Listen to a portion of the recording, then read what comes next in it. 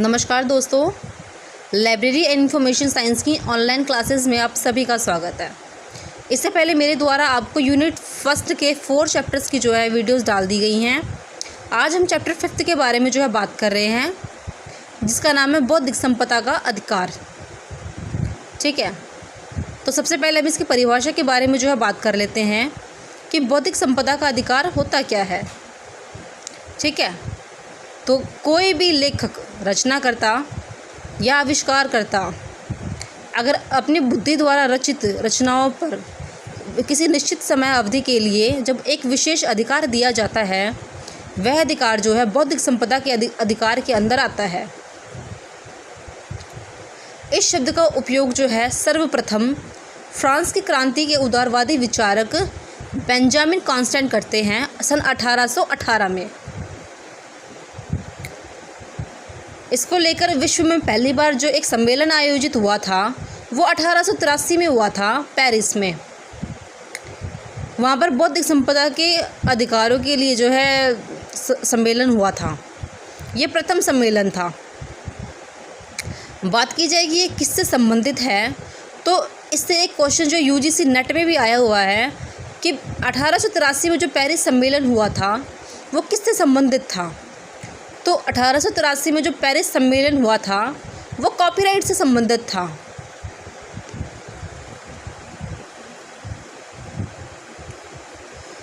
इसके बाद 83 के बाद हम आते हैं 86 पे।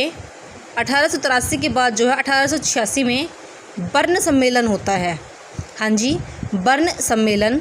इस सम्मेलन में बौद्धिक संपदा अधिकारों पर जो है जोर देने की बात कही गई है। ठीक है, इन दोनों सम्मेलनों के यानी कि जो 1883 में पेरिस सम्मेलन हुआ था जो कॉपीराइट से संबंधित था, 1886 में जो बर्न सम्मेलन हुआ था जिसमें जो है बौद्धिक संपदा अधिकारों के ऊपर जो है जोर दिया गया था। ठीक है, तो इस सम्मेलन का परिणाम स्वरूप 1888 की स्विस संघीय कार्यालय की जो है स्थापना की गई। 1888 में एक स्विस संघीय कार्यालय की स्थापना की गई बर्न में। ठीक है, इसे अंतर्राष्ट्रीय स्तर पर एक अंतर्राष्ट्रीय ब्यूरो की तरह जो है अपनाया गया। 1960 में इस स्विस संघीय कार्यालय को स्थानांतरित करके जिनेवा में जो है कर दिया गया था। ठीक है, देखो सम्मेलन के परिणाम स्वरूप जो 1888 में बर्न में एक कार्यालय की स्थापना की जाती है, स्विस संघीय कार्यालय की। ठीक है, पर 1960 में क्या होता है कि इस संघ का जो कार्यालय होता है उसे स्थानांतरित करके जिनेवा में कर दिया जाता है। फिर 1967 में इस संघ को एक नया नाम दिया जाता है, विपो का नाम दिया जाता है, यानी कि विश्व बौद्धिक संपदा संगठन। 1967 में इसका नाम बदलकर विपो कर दिया जाता है।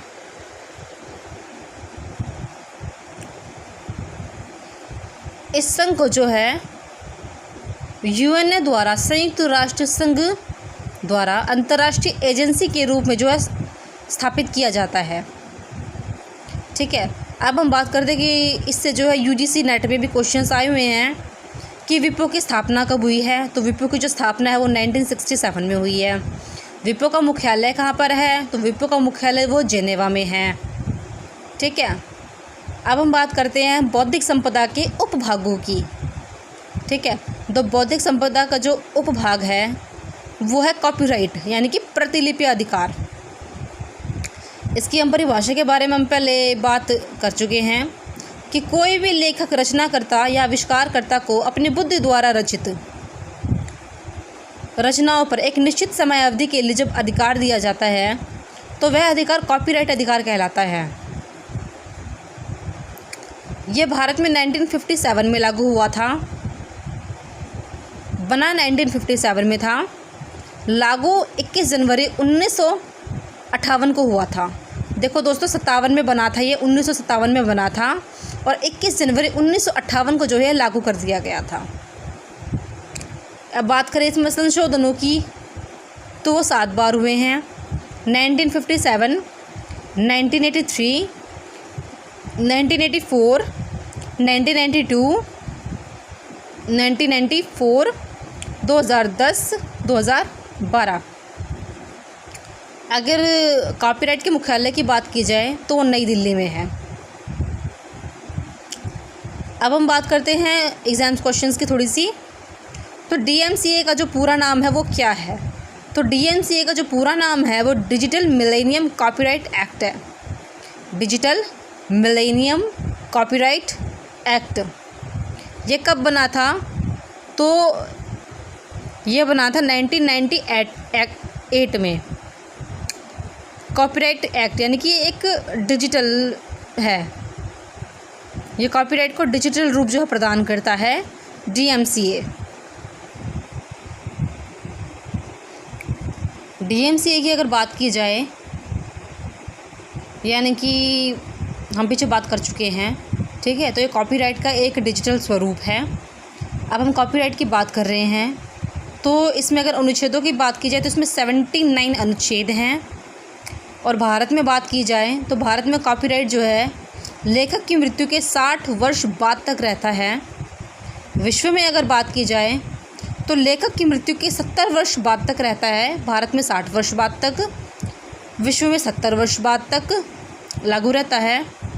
अगर लेखक 2 हैं तो विश्व एवं भारत में, ठीक है, अंतिम लेखक की मृत्यु के 50 वर्ष बाद तक कॉपीराइट का एक्ट जो है लागू रहता है। अब हम उपभाग 2 की अगर बात करें तो वो पेटेंट है। यह एक स्व शासन सरकार तथा आविष्कारकर्ता के मध्य हुए समझौते का प्रमाण पत्र होता है। भारत में लागू ये 1917 में हुआ था। मुख्यालय नागपुर महाराष्ट्र में है। समय अवधि की बात करें तो 16 से 20 वर्ष की होती है। अधिकतम समय सीमा 20 वर्ष की और न्यूनतम 4 वर्ष। इसके बाद हम बात करते हैं दोस्तों ट्रेडमार्क की।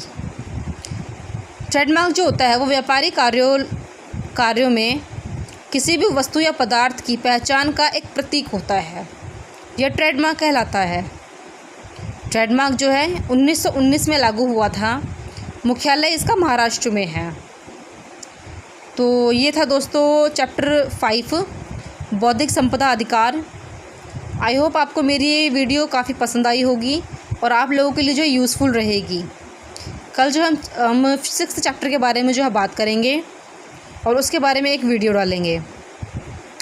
तब तक के लिए बाय बाय, थैंक यू।